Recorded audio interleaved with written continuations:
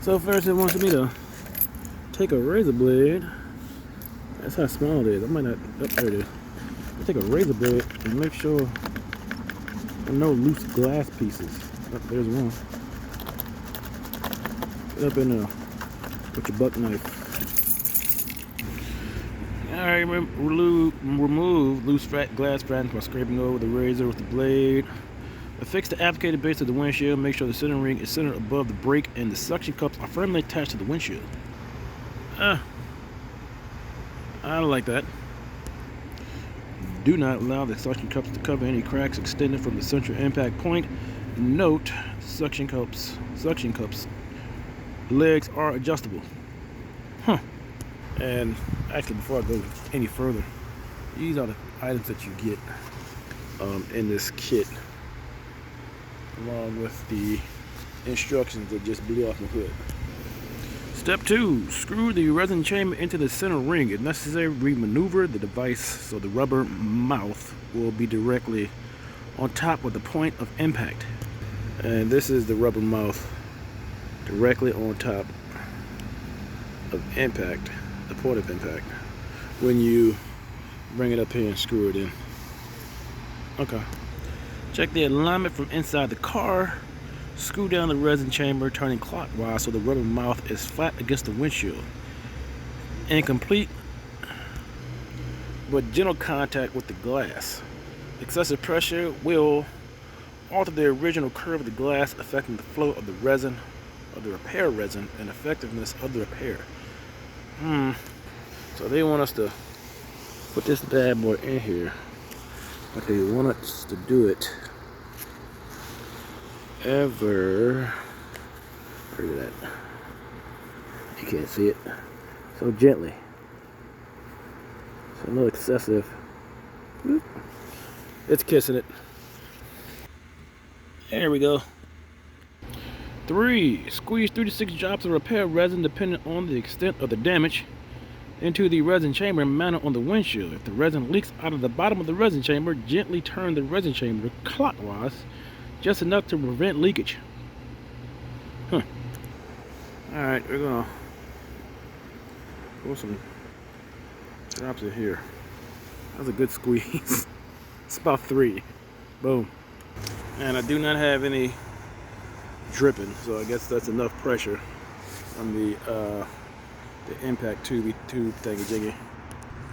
Step 4. Screw the pressure driver clockwise into the resin chamber to drive the resin into the brake. Tighten until the pressure driver is almost screwed all the way in.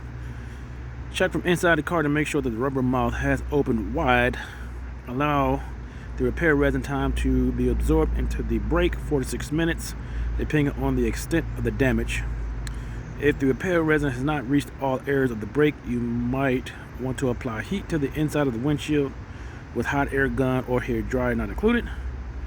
Use caution when applying heat, as excessive heat may cause further damage. Slightly retighten the pressure driver about a 4th turn to push the repair resin further into the brake. Alright, so this thing is locked with resin. We're going to turn this thing, not the bottom one, I think the top one. Just drive it into the brake. And we do have resin coming out a little bit.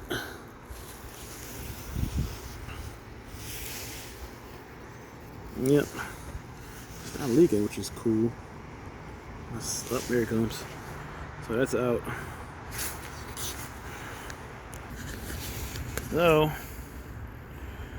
step 5. Unscrew and remove the pressure driver from the resin chamber to release any trapped air in the chamber. Reinsert the pressure driver and screw down again to displace any air remaining in the brake to determine if the repair resin has been absorbed into the brake. Look at the glass from an angle of about 45 degrees. Make sure no air bubbles remain in the brake. In this case, if the chips or the bullseyes, examine the glass for directly behind the damaged area. Unprepared areas will appear as dark green or black areas. Unrepaired areas will appear as dark green or black areas. If there are any damage is still visible, repeat steps 4 and 5 until satisfactory results are achieved. Make sure there's enough repair resin remaining in the resin chamber. If necessary, add more repair resin.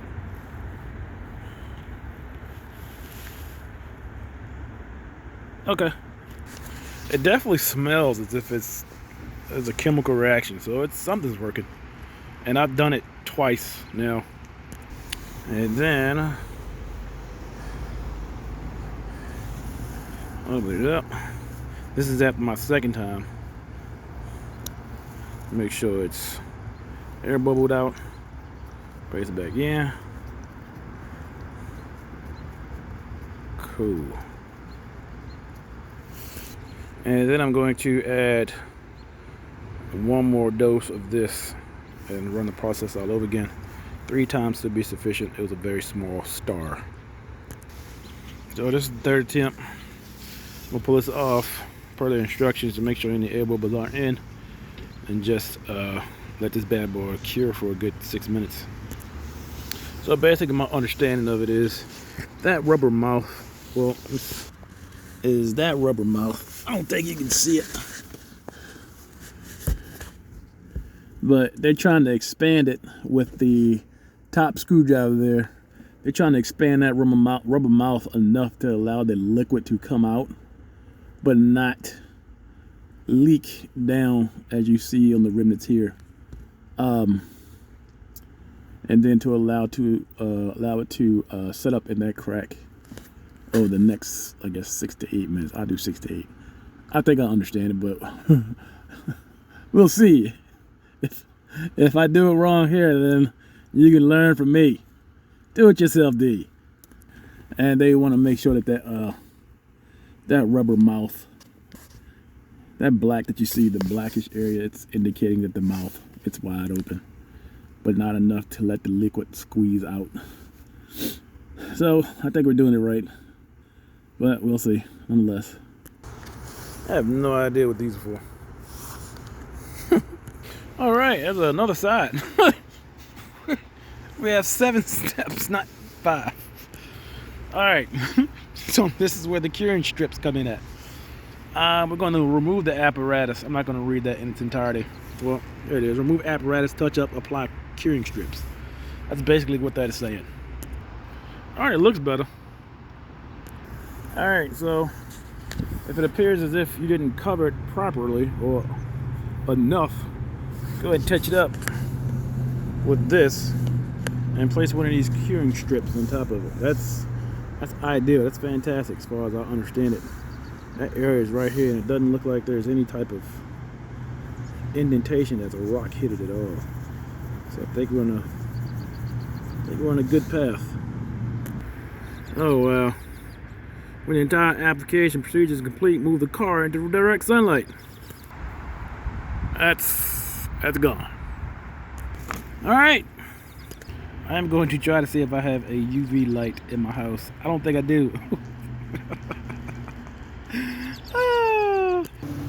So what I'm gonna do is I'm gonna come back. I don't have a light. I'm gonna put some tape all around this, and it's gonna stay like this for the next 24 hours. And then we'll see. But the area, the very middle of it, right here, it looks awesome. And I'm gonna keep it just like that for the next 24 hours.